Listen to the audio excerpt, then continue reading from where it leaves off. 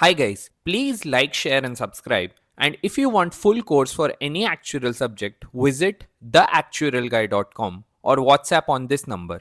Thank you. Good evening, guys. Thank you all for joining in. We have with us Romit Avichandani, aka the Actuarial Guy. He happens to have one of the most dynamic actuarial profiles I have come across. He's not like a traditional actuarial guy. He does not work as a consultant right now, but he's worked in data science, he's worked in strategy, he's worked across industries, and he's also leveraged his actuarial knowledge across the field. So I cannot think of a better person to discuss about what are the career paths other than just the traditional actuaries that all of us know. Also, of course, he is the actual guy, so he has a lot of perspective on how to clear exams and a lot more. So let's keep the session as interactive as possible. And yeah, I'll give you the stage, Romit. Thanks a lot, Aman. I am visible, right? You guys can all see myself, and my screen is also visible, right? Great, great. All right. Okay. So welcome everyone, and thanks for that bloated introduction. I would say, Aman.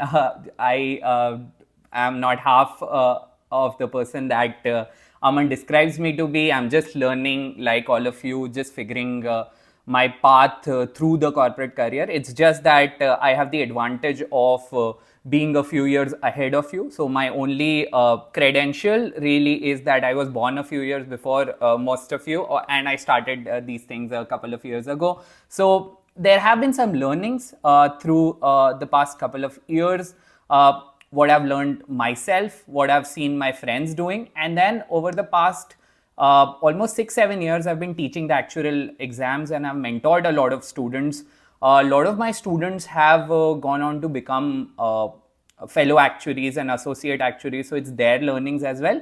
I've tried to consolidate all of that into one session, sort of talk about if you are someone who has passed a couple of exams or just taken exams or just even is thinking about taking exams, what should be your road ahead, right? What are the different paths, right? At this point, it gets very confusing for most people which part to choose, whether to go for life insurance or general insurance. How can I get into finance? What is data science, right? There are a bunch of questions, right? So the actuarial journey can actually diverge a lot, right? Apart from the traditional path.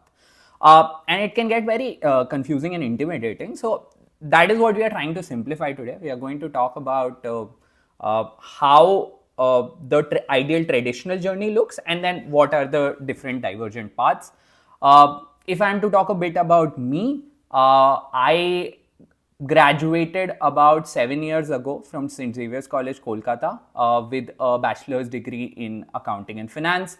Along with my graduation itself, I had a startup, and I passed a couple of actuarial science exams. I was always very passionate about teaching, so I started teaching right out of college, right after my college, and I started my YouTube channel, which is called as the Actuarial Guy, and I also taught with a coaching institute for a couple of years.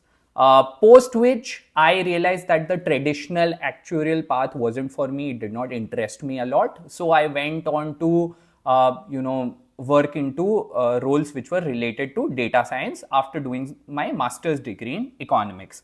And through data science, I was also able to get into business strategy kind of roles. Right, so I've done that almost for 3 years, where I did analytics and data science and business strategy subsequently. So that is broadly where I am coming from. While I was doing all of this, I continued to teach actuarial science and mentor students. This is what really brings me joy.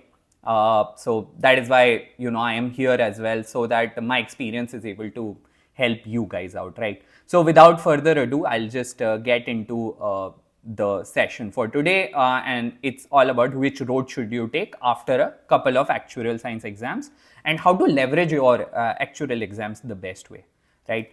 What will we talk about today?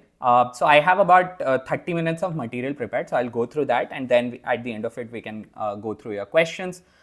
So firstly, we'll talk about what skills do actuarial science exams teach you, and what are their applications in the industry across traditional and non-traditional roles. Then we'll talk about what are the traditional actuarial roles. So you might have done a few exams, but the session will help you improve your understanding of the industry. How is the traditional actuarial industry structured, right? And then what are the good things about it, and then what are the disadvantage or sort of disillusioning things about a traditional actuarial role. And then we talk about, like, despite all of these things which some people may not prefer traditional roles, but for most people they work out really well. And if you are someone who is seeking traditional roles, then how would you get your first actuarial job, your first actuarial traditional role, and then what are the best practices to build a great career in actuarial science. Then we'll talk about the non-traditional careers and how to break through into them. And then finally, we'll talk about something which has happened recently, developments from the Institute of Actuaries of India's side, where they've given exemptions to various professional courses and top tier universities in India. So we'll see what those exemptions are and how do you leverage them to build a non-traditional actuarial career, right? So let's dive right into it. This is our entire agenda. Now, firstly, let's talk about what skills do core principles exams, particularly because most of you would be in your initial exams, teach you, and what are their applications.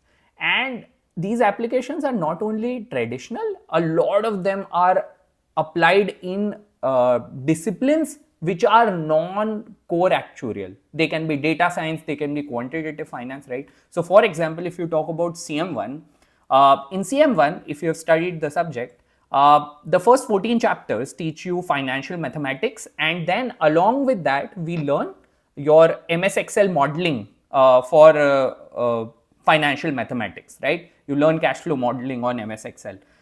These skills are used in quantitative finance roles and analytics roles in the industry. When I say analytics, I mean that crunching numbers to help business decisions, right? So if you would pick any analytics role in across the globe today, whether it's in big companies or small businesses, it is mostly about your basic Microsoft Excel skills plus a bit of SQL and a bit of visualization tools, right? So MS Excel is really, really useful there, right? So if you are able to acquire these skills, you can apply them to do your analytics sort of roles, right? Similarly, in CM1, we learn all about life insurance mathematics. And these skills obviously help us in traditional actuarial roles such as life insurance pricing, valuations, and modeling, right? So CM1 in itself is a very rich paper which can contribute to all three types of roles here. Similarly, when I talk about CS1, now CS1 is the best guide to basic and advanced statistics that you can get, right? A lot of master's degree courses don't teach as much statistics as CS1, right? And take it from me when I say it, because I have done a master's degree in quantitative economics, right? I did not learn as much statistics in my 2-year master program as much as I did in subject CS1, right? So here we have basic and advanced statistics. By advanced statistics, I mean all of the Bayesian theory and all of that. And the basic is all of your hypothesis testing, confidence intervals, all of that. And then we learn to apply this on our programming as well. If you master this well, again, sets up a great foundation for your data science kind of roles. Because ultimately data scientists do this only. Statistics applied through a programming language to solve business problems. Again, applications in the core industry are also a lot. Particularly, these are the generalized linear models are applied in your general insurance and health insurance pricing roles. A lot of pricing in GI and health depends completely on GLM, because they have not started applying machine learning models yet, because machine learning models tend to be black boxes in the sense that you cannot explain the results very easily. Generalized linear models are very easy to explain to any stakeholder, right? So generalized linear models are still very popular. Although they are very old framework, they are very popular in the general insurance and health insurance pricing industry. Similarly, when I come to your more advanced papers out of the 4, which is CS2 and CM2, I'll get to CM2 in a bit.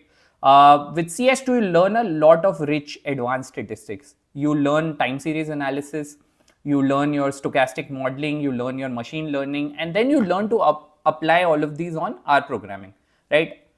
They contribute extensively towards your data science roles and quantitative finance roles. Time series particularly is used a lot in both data science and quantitative finance. When I talk about traditional roles, you have your loss distributions, you have your reinsurance. Again, this is applied across the traditional general insurance roles, particularly in pricing and reinsurance. Finally, the most important paper from a non-traditional job perspective is definitely CM2, because CM2 teaches you stochastic calculus, derivative pricing, and credit risk modeling. This is the foundation of stochastic modeling in quantitative finance. All of your roles which are based on market risk modeling, credit risk modeling, these are investment bank roles, right? Mid office and back office roles in investment banks. They use this theory directly. If you will go on to do a master's degree or a PhD degree in quantitative finance, these are the things you would learn. Obviously, since you spend more time there, you learn them in a bit more detail, but the foundations and to a great extent, a lot of details are covered here itself, right? So CM2 is a very important paper from quantitative finance point of view. And again, there are a lot of topics which are applied into your traditional roles as well. All of them are listed here. Ruin theory, your run-off triangles are used directly in general insurance reserving. You have a lot of investment theory and derivative pricing, which is used for asset liability management in both general and life insurance, right? So what we see at this point is that all of these exams are applied as much as in non-traditional roles as they are in traditional roles. They are not only limited to insurance or sort of traditional roles, right? Any questions at this point? I'll just... hi, Aman, am I audible? Have I been audible so far? I don't see anyone asking the questions. The chat box is open for everyone. Okay, if anyone has any questions, please write them on the chat box. Great, okay. I'll just continue ahead since I don't see any questions.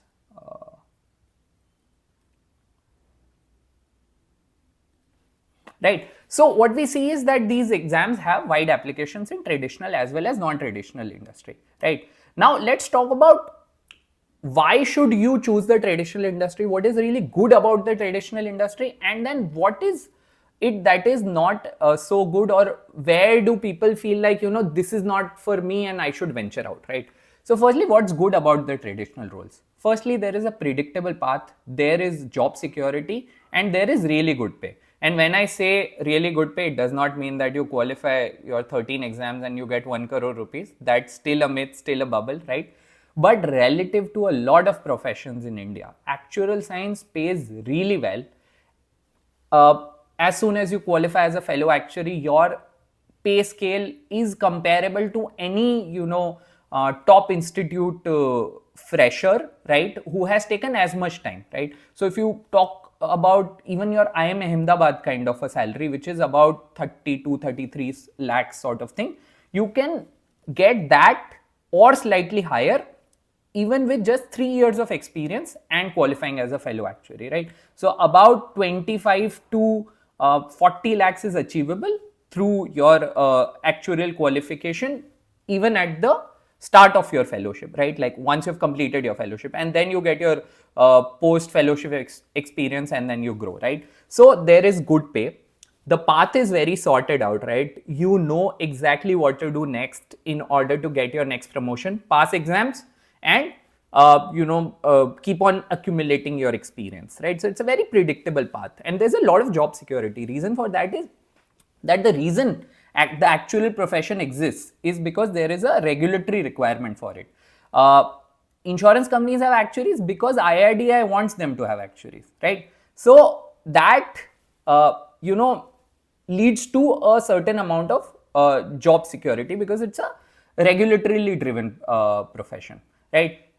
Then there is a lot of opportunity to rise to senior management. A lot of actuaries go on to become CEOs and CFOs of insurance companies.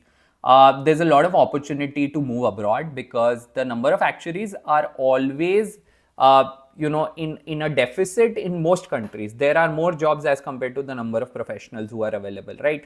So the opportunity to move abroad is great, and there is an opportunity to disrupt insurance, which is the traditional industry. Because you must have heard about the insurtech revolution that is happening, which is the integration of technology into insurance. So that revolution actuaries can contribute a lot into, because when innovation starts to happen, when technology starts getting incorporated into insurance, the data becomes richer and richer, right? The mathematical modeling can also become very accurate, right? And that is where actuaries can really participate and improve the quality of actuarial work, and sort of generate a lot of value for all stakeholders in insurance, right? So those are the really good things about your traditional industry. But what is not so good? Where do people get disillusioned? Where do they feel like, this is not for me? Firstly, the thing is that insurance industry in India is very regressive and old school. See, the reason for that is simple.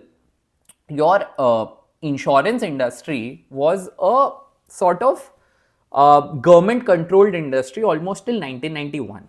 It was only in 1991 that FDI was finally allowed, foreign players entered, and insurance sort of opened up, right? So it's not been a very long time since insurance has opened up in India.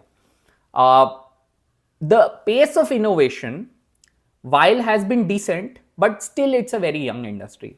So that is why when you will go into a core insurance role, you will realize that a lot of people have a kind of a sarkari attitude there, right? And a lot of people tend to be anti-innovation. So that is some problem that you will face, and obviously that disillusions a lot of people. That I studied such fancy maths, I learned such good mathematical modeling, and then the quality of work I'm doing is relatively not that good, right? Now this will change. You can be the one who changes it, right? And that is the opportunity here, right? But inherently at this moment, a lot of insurance work, some people tend to find it boring. So that is the sort of problem with the traditional industry, and that is why I also ended up not working in the traditional industry. And that is where your other careers, non-traditional careers, come in. So this is how you decide like if you want traditional industry or you want to venture out into non-traditional fields. Traditional actuarial roles are for prudent people who are slightly conservative, who want a sort of safer, established path, good pay, comfortable life, all of that, right? And after a point of time, you also have an opportunity to disrupt, because once you are a fellow actuary, you have enough influence, you can actually contribute towards changing the industry, right? Now let's talk about what are the different types of actuarial roles and what does the traditional actuarial industry look like. Okay, any questions at this point? Okay, I see one question from Sai. Sai is asking, so does moving abroad better? Are there enough opportunities? How to get opportunities abroad? Sai, good question. So the thing is that your opportunity to move abroad is the best once you qualify as a fellow actuary, right? Because then you have established that you have enough value to add to any organization, and that is when it becomes really easy for the company which is hiring you to get your visa sponsored. See, the real challenge with moving abroad is that governments are not willing to permit someone until and unless it is established that they bring a sufficient skill set that the company cannot find locally. So they have to justify to their government that I am hiring this person and I am hiring them because I cannot find such good talent locally. So that happens well once you qualify as a fellow. So the path is simple. You qualify as a fellow actuary as fast as possible. You get 3-4 years of experience in India, and then you try to move abroad. Another path can be, and this is something we'll get into in the next slide itself, when you work with organizations which are MNCs essentially, which are your knowledge process outsourcing units which are based in India. These are multinational corporations, right? or when you work with consulting firms, right? Again, multinational corporations, or when you work with reinsurance companies, some of the reinsurance companies in India are multinational corporations. So when you're within them and you've proven your worth there, you can actually move to an onshore team there, and you can, that is how you move abroad. So those are the two paths. Either you, qualify as a fellow and then move out, or join an MNC early on, and then within that company you take that sort of transfer, right? So I hope that clarifies it. So with Sai's question, let's get into what are the different types of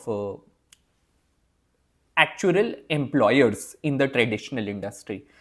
So there are 4 types of employers here. The first one are your core insurance companies. The second one are your reinsurance companies. The third one are your knowledge process outsourcing units, and the fourth one are your consulting firms.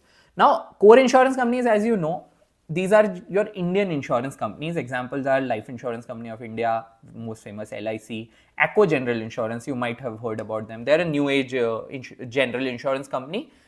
They do a lot of sponsorships, that's why they're famous. Bharti AXA Life is something you've heard of, would have heard of again, right? So these are your Indian insurers. There are 58 insurers registered with IRDAI today in India.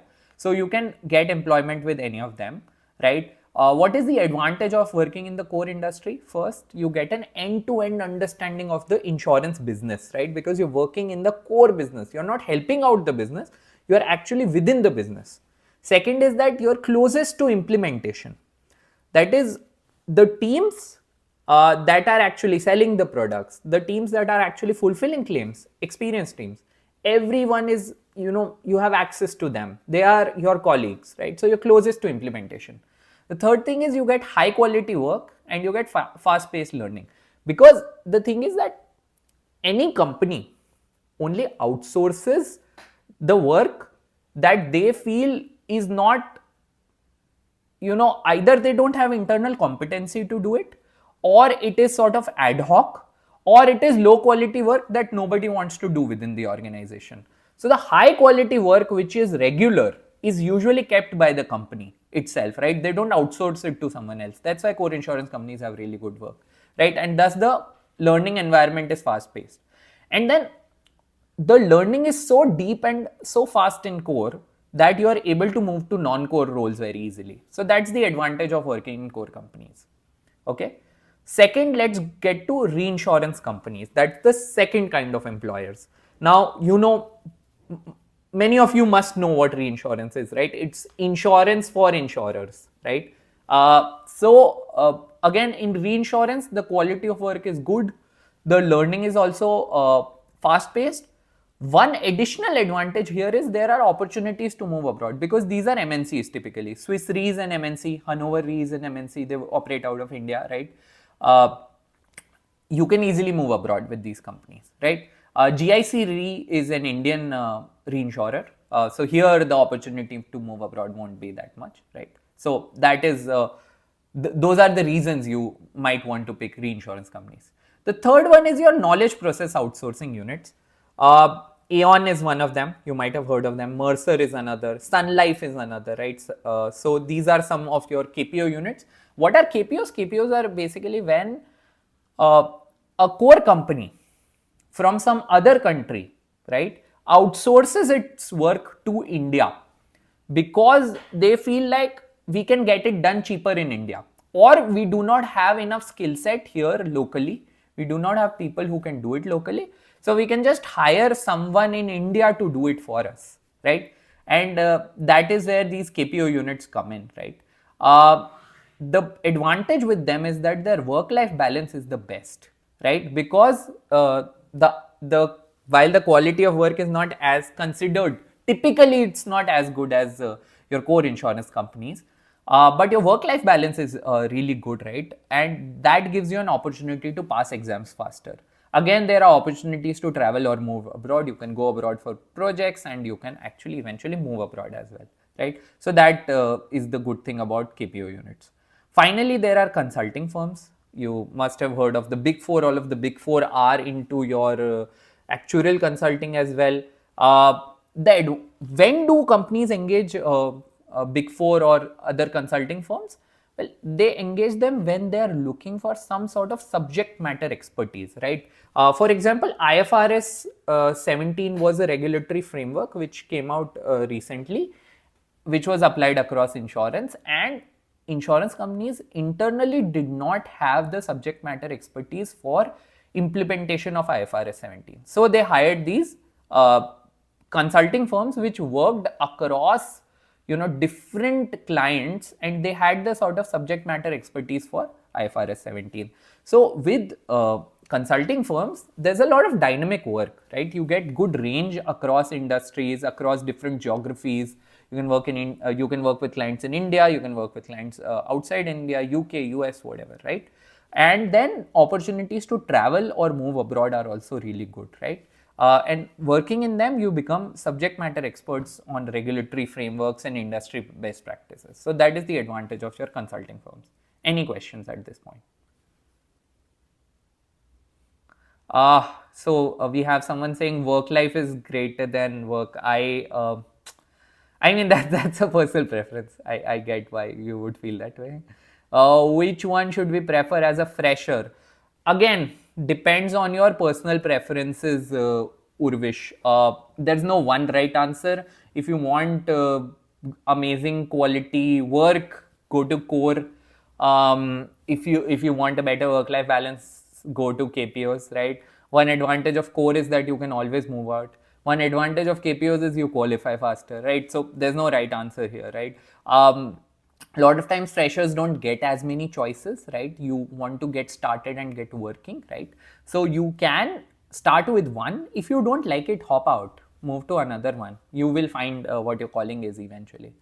Meryl Erica is asking, are there any plans to update or expand the certification process to reflect changing industry needs?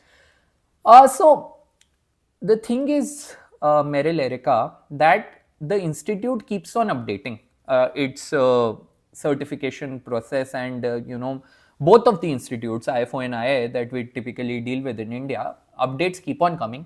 The last revision came in 2019, where all of this R programming and Excel stuff got introduced into the curriculum, right? Before that, that wasn't there. The exams also got restructured. They do it every 5-10 years. Maybe they'll increase the pace of it now because the pace of change obviously is increasing.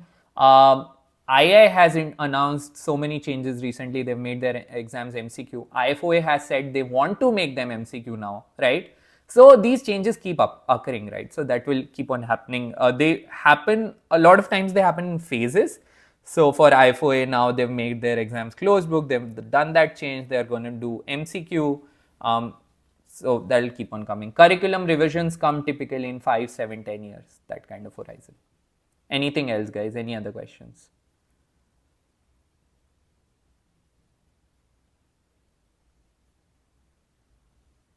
Okay. Let's move on. So, great.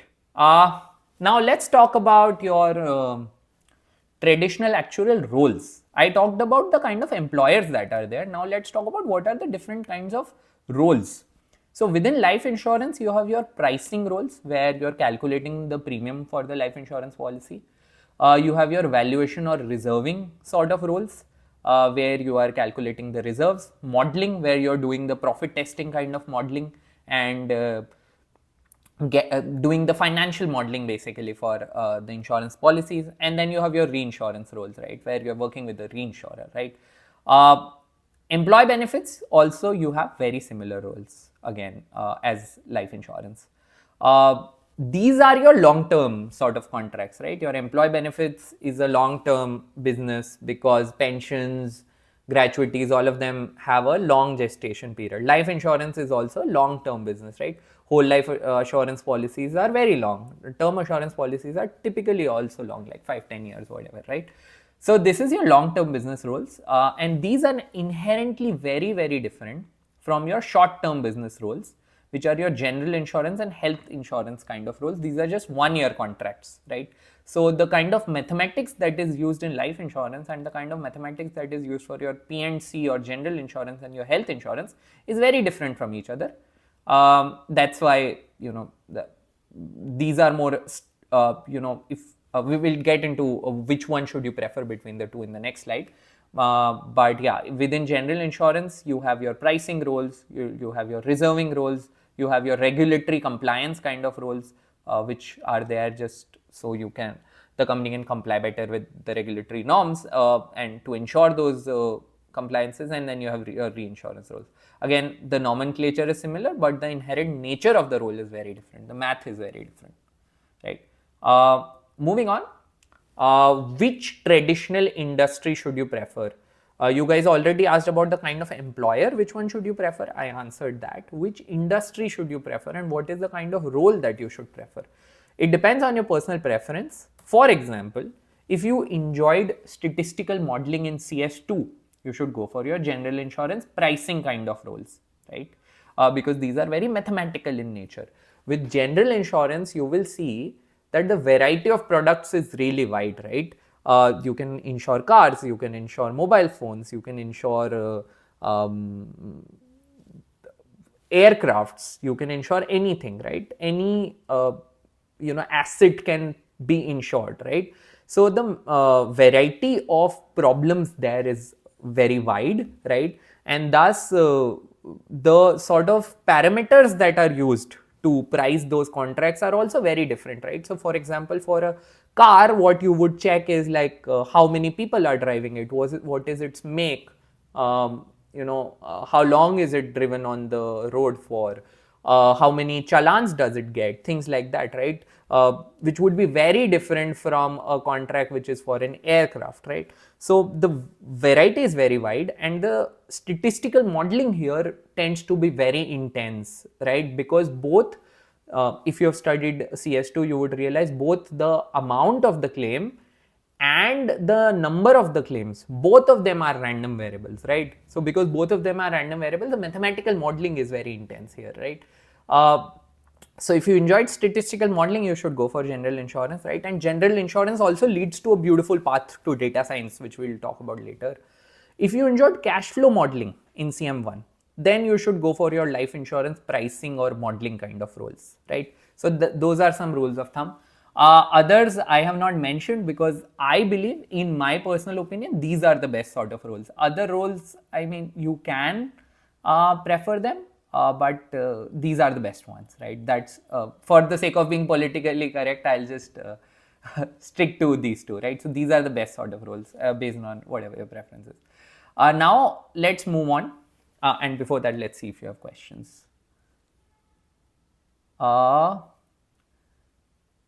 Weber is asking, does Olympic events insurance also fall under general insurance? Yes, it should. Yes, it should.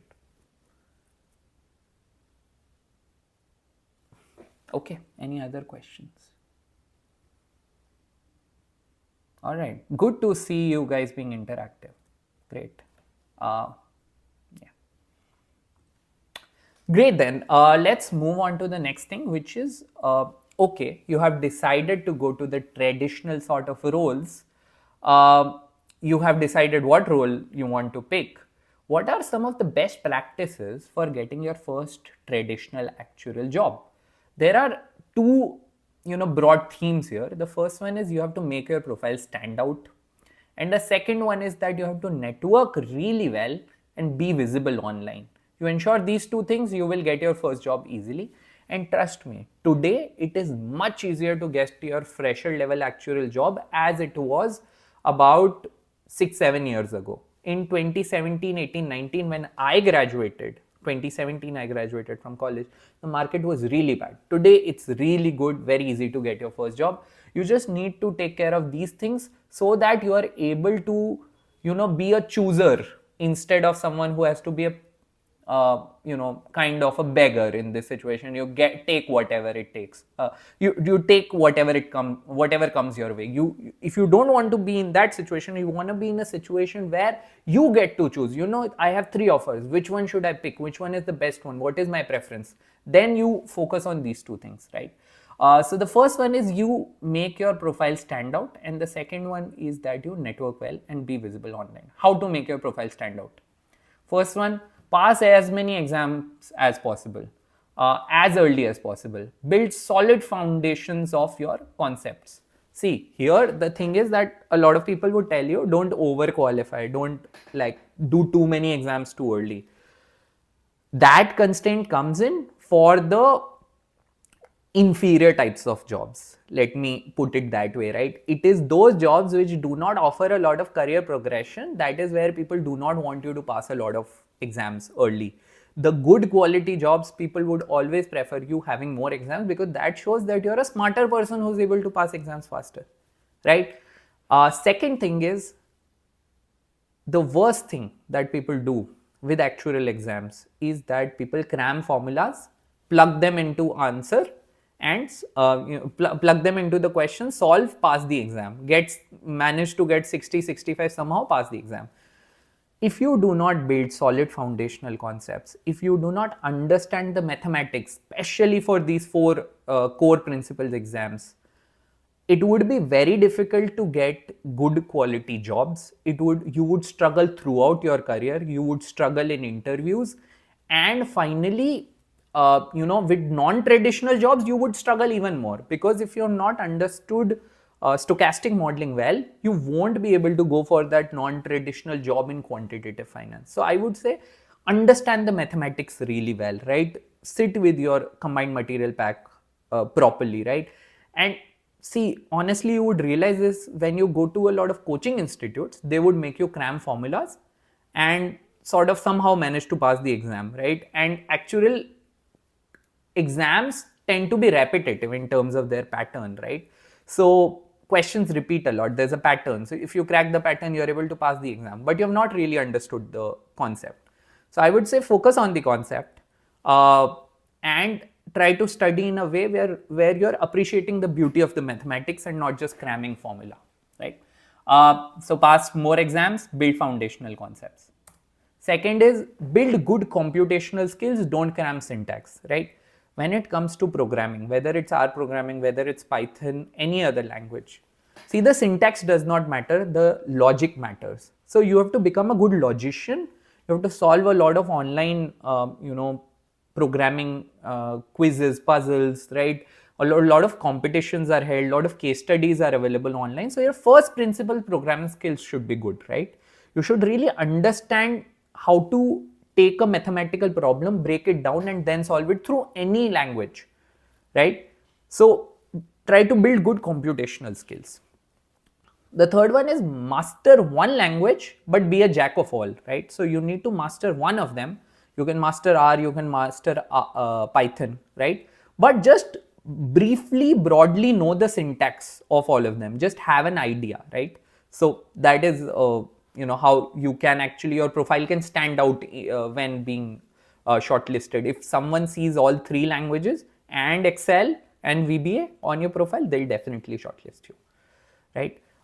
Good Excel skills are still rare in the industry. I know a lot of senior people, their Excel skills are still very questionable. Spend a lot of hours with Excel, work on your shortcuts, try to learn VBA, try to also do Google Sheets and App Script. That is also very powerful, right? So your spreadsheet skills need to be really good, right? So this is something you can work on. And then finally, ChatGPT is your best friend.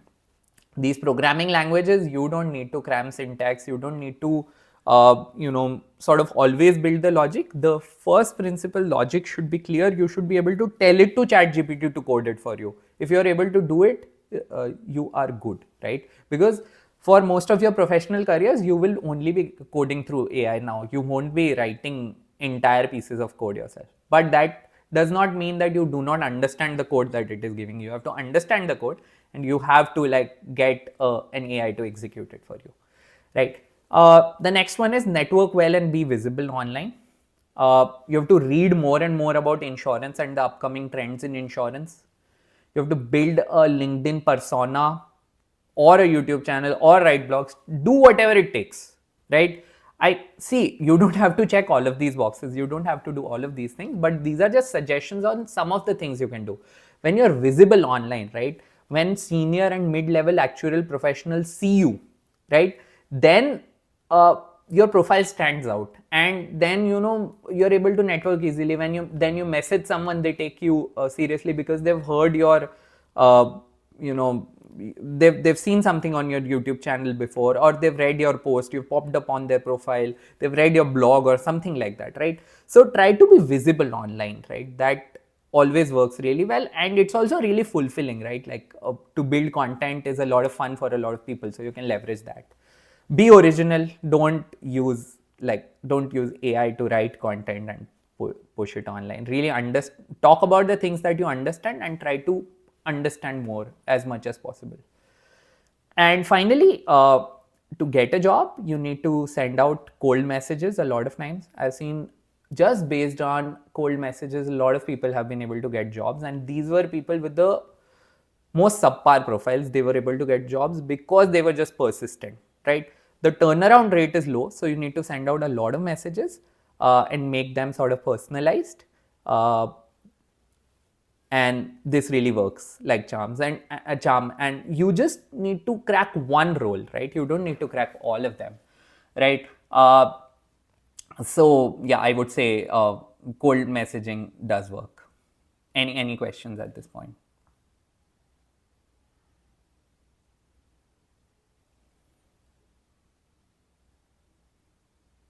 How to avoid burnout when struggling juggling between work and paper deadlines? So yeah, that's the most difficult part about actuarial science. It's tough to balance work and exams. One of the things that really works is, see, if you're here because you enjoy mathematics and you're passionate about mathematics, you would not get as burnt out. Try to enjoy your subjects more, try to read them properly, right? Try to derive joy there itself. Don't just look at exams as boxes to tick. So that's the first one. Second, I'm sure you are already beyond this, but I would advise this to all the people who are in college at the moment. Try to pass all of the mathematical exams with your college itself, because it gets very difficult alongside job. Finally, for working professionals, my advice usually is that you have to be persistent and regular. You have to keep your reading new material and consuming new theory on weekends, and you have to solve questions on weekdays after work, right? That is a strategy that really works. Weekends for new material and new theory, you watch your lectures, you sort of go through the CMP, new content on weekend, and weekdays you do more of your question solving, right? So these are some things that really work. And then some of the jobs are easier to manage alongside exams, so you might want to consider switching to those jobs, right? Gursifat is asking, could you throw some light on retirement industry as well? Gursifat, see, the thing is that retirement industry, I am not an expert on it firstly, but I would not recommend picking employee benefits or retirement over insurance or over non-traditional jobs, because one, a lot of work in retirement is now being automated.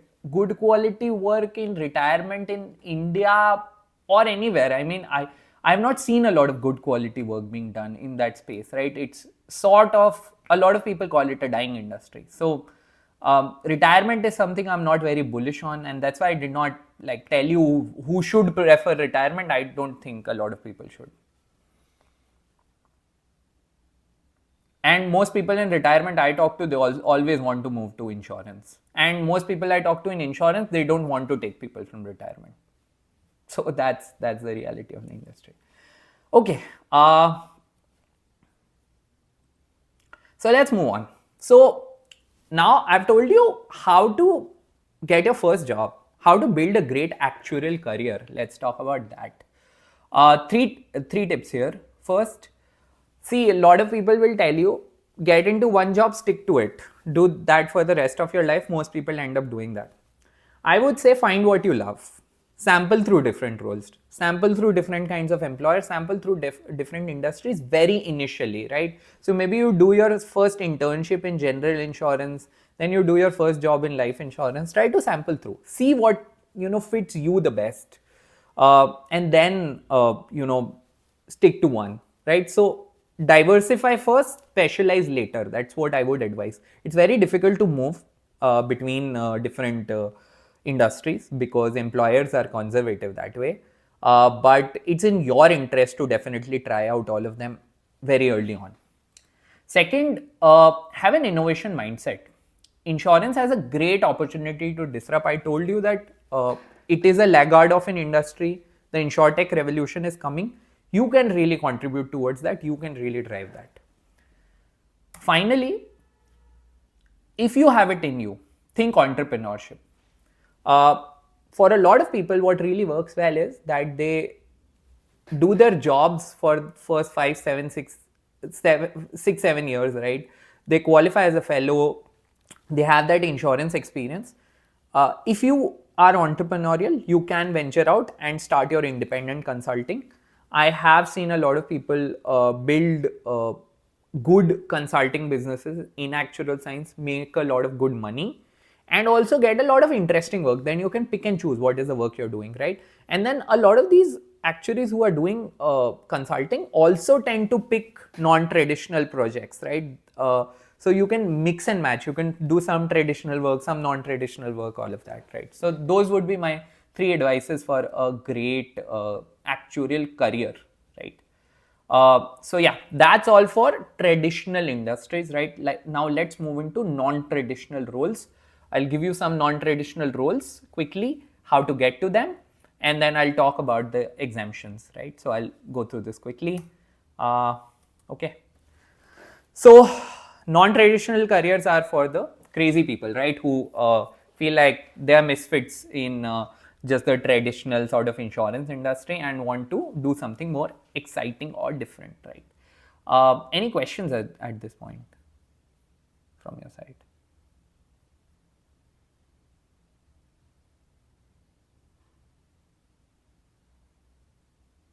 Okay, let's move on. So non-traditional careers, let's talk about them. So the first non-traditional career is data science. Now, firstly, what is data science?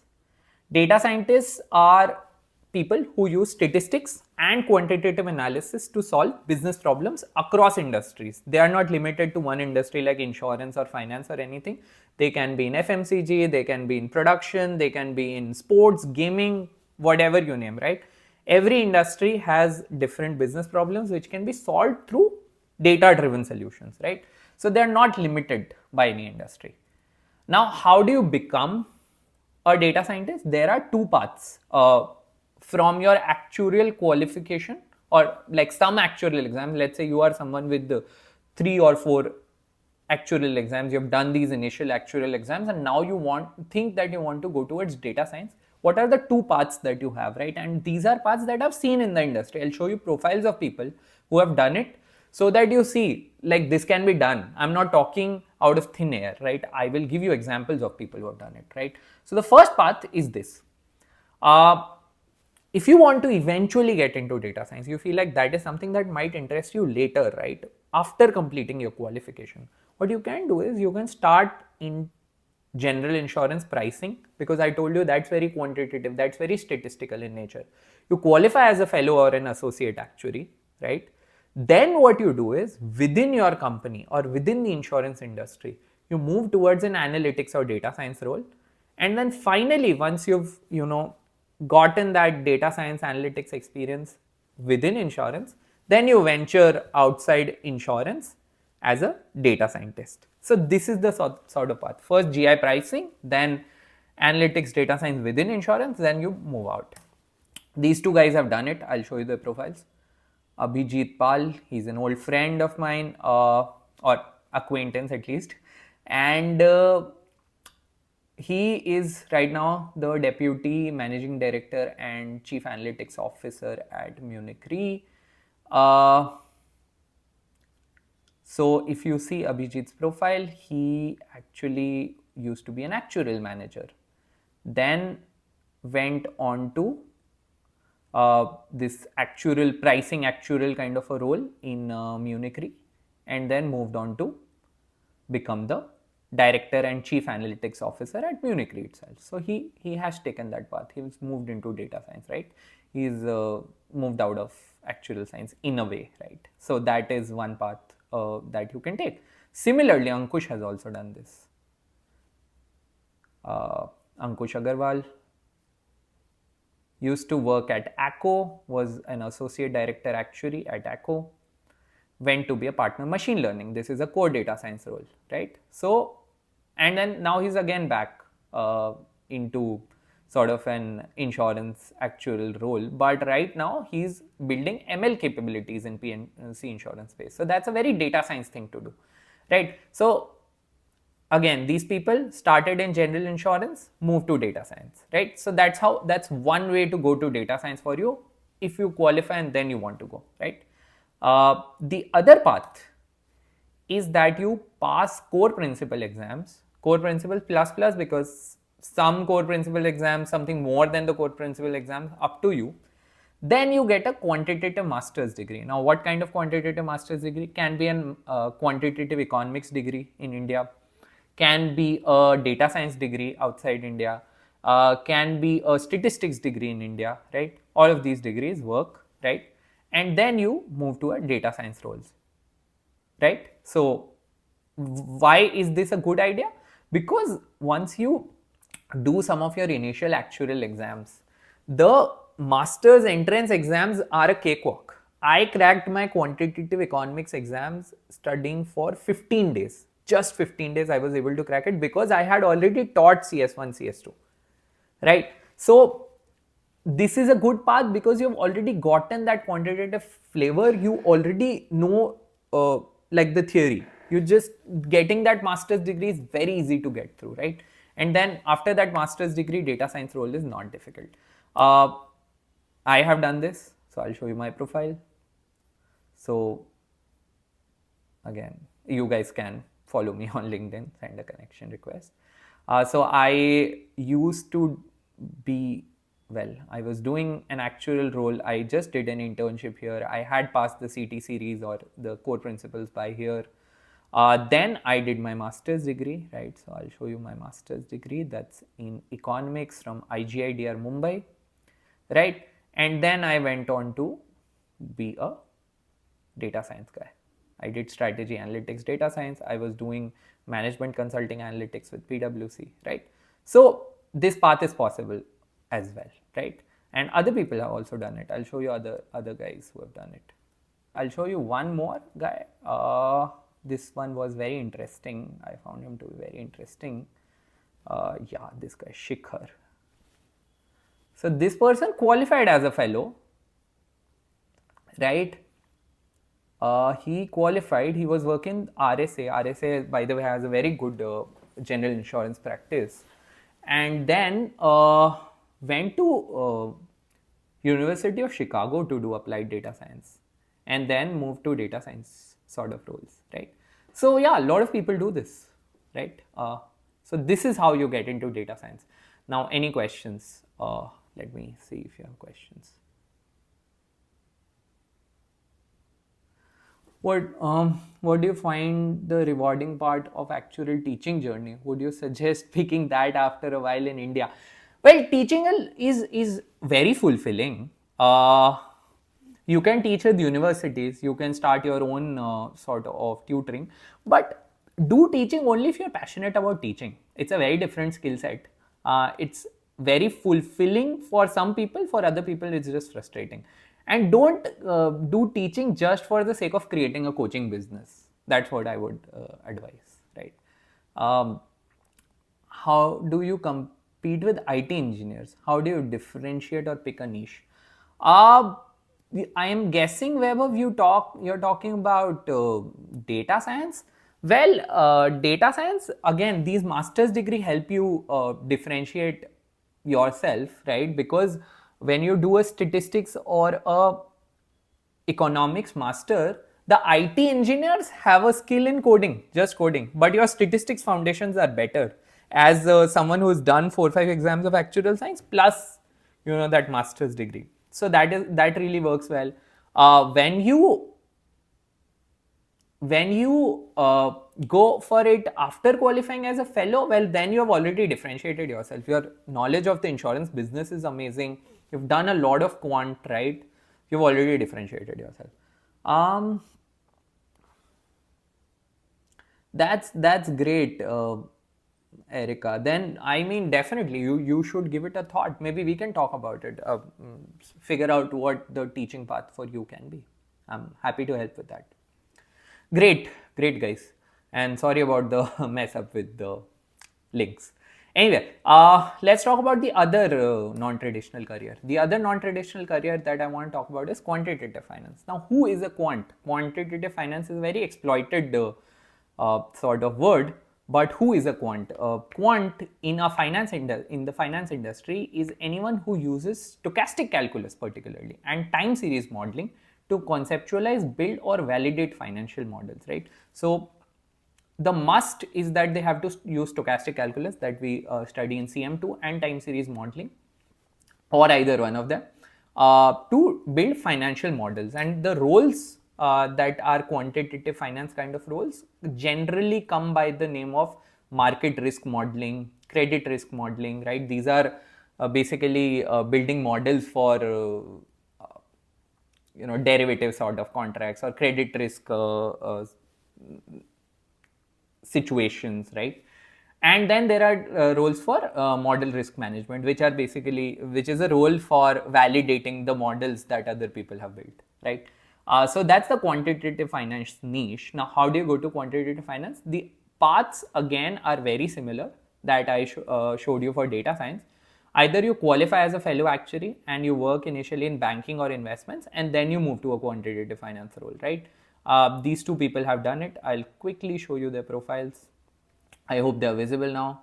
So I saw Parshwa's profile today itself. He used to be an actuarial person, so he is a fellow, and he's worked in a lot in banking. So Basel 2, Basel 3, all of this is banking stuff, right? So he was working in banking actuarial practice with Deloitte, and then now he's moved to BlackRock, which is a private equity, right? So he's doing applied risk and performance quant, right? So he's a core quant guy now, right? Similarly, Prerna, I think she's doing it within an insurance sort of context with WTW. Again, she's an FIAI. She also did her CFA, but yeah, this is how you can go about it. The other path, again, very similar. You pass some core principle exam, you do a quantitative finance or an economics degree, then you go to a quant finance role. You can do it in India or abroad. These two guys have done it. They are good friends of mine. Harmeet did it, I think, from Dublin. Again, he's working with BlackRock. He used to teach with us as well at some point when I was working with this coaching institute. So he did couple of exams. He's done all of these exams. Oh, he's done quite a few, right? And then he went on to do his master's in quantitative finance, right?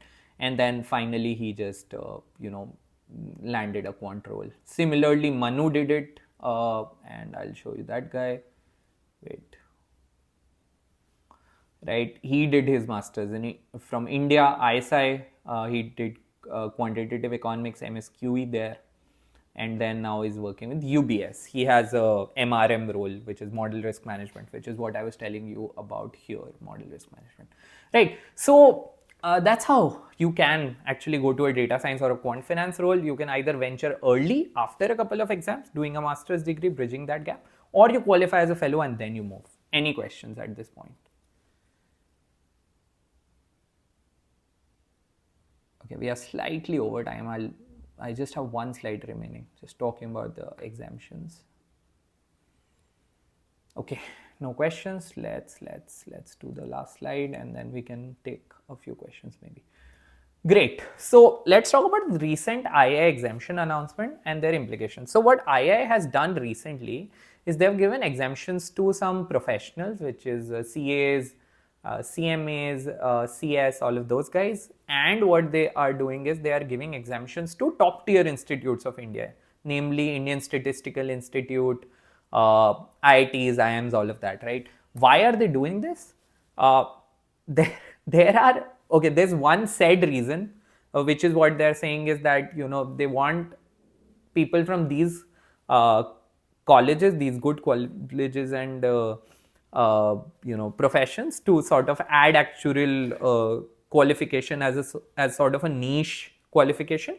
The second thing, I think the agenda clearly here is that for a lot of these professions, these alumni of these colleges and these professions have a hegemony. They have a complete control of those professions. For example, finance in India is completely dominated by CAs, CFAs, all of those guys, right?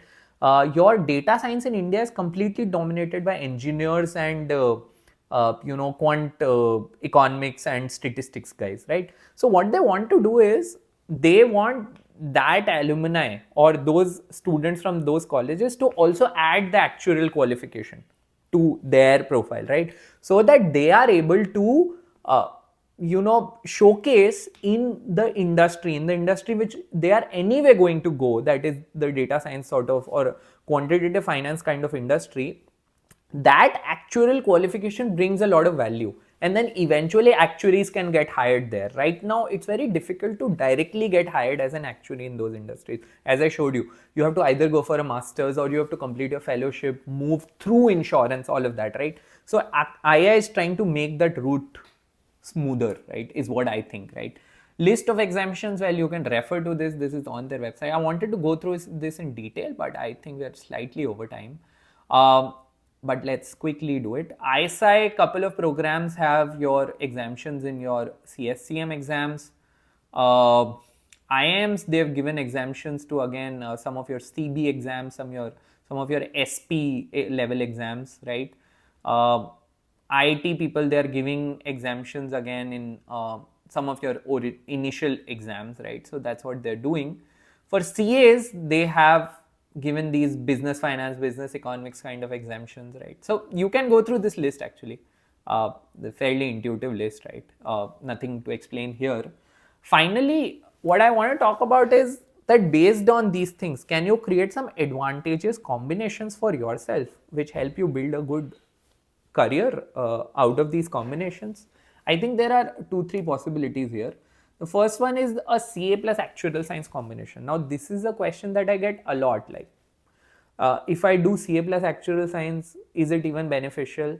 What can I do out of it? I think there is only one really good application of it, right? Which is you become a consultant. You start your independent consulting, right? And then you become a subject matter expert in insurance compliance, okay? So you do all the other sort of compliances for insurance which chartered accountants typically take care of, like you do internal audit sort of work, you do your finance due diligence sort of work, right? And you add your actuarial knowledge to it, right? So that is something you can do. A lot of CAs also work with a variety of companies which need employee benefits valuation. So along with your CA practice, you can get an EB valuations kind of practice. Also, this can also help you become the CFO of an insurance company, this CA plus actuarial science combination. So that's also an application.